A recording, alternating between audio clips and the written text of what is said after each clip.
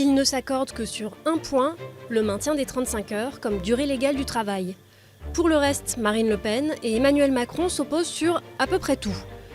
À travers les programmes des deux candidats qualifiés pour le second tour, ce sont bien deux visions de la France qui s'affrontent, en particulier sur la question européenne.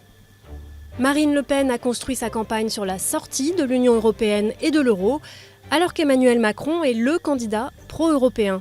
Il propose d'ailleurs de renforcer la zone euro en lui consacrant un budget, un parlement et un ministre des Finances dédié. En matière de politique économique, là encore, les différences sont légion. Marine Le Pen compte sur la sortie de l'euro et le protectionnisme pour engranger des recettes et prône la préférence nationale. Traduction, taxation des entreprises qui embauchent des salariés étrangers et de celles qui ont délocalisé leurs usines à l'étranger. Il y a des frontières, on se protège de la concurrence déloyale. Quand il y a une concurrence déloyale, eh bien, on met des écluses.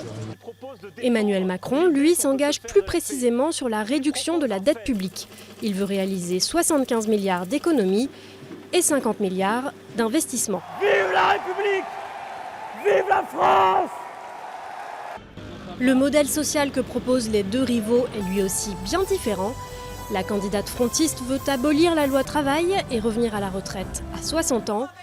Elle met ici aussi la préférence nationale au cœur de son projet en promettant de baisser les aides sociales aux étrangers. A l'inverse, le candidat d'En Marche veut poursuivre la réforme des retraites en instaurant un régime unique.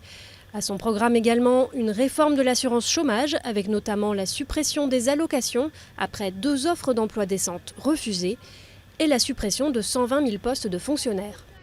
En matière familiale, alors que Marine Le Pen compte revenir sur le mariage homosexuel, remplacé par une simple union civile, Emmanuel Macron se prononce pour l'ouverture de la PMA à toutes les femmes. C'est sur la question de l'immigration que Marine Le Pen est la plus prolifique. Suppression du droit du sol, baisse de l'immigration ramenée à 10 000 personnes par an, suppression de l'aide médicale d'État, expulsion des criminels et délinquants étrangers. Ces mesures sont nombreuses alors qu'Emmanuel Macron se prononce assez peu sur le sujet, se contentant de se dire favorable à une immigration qualifiée et de promettre l'examen des demandes d'asile en moins de 6 mois.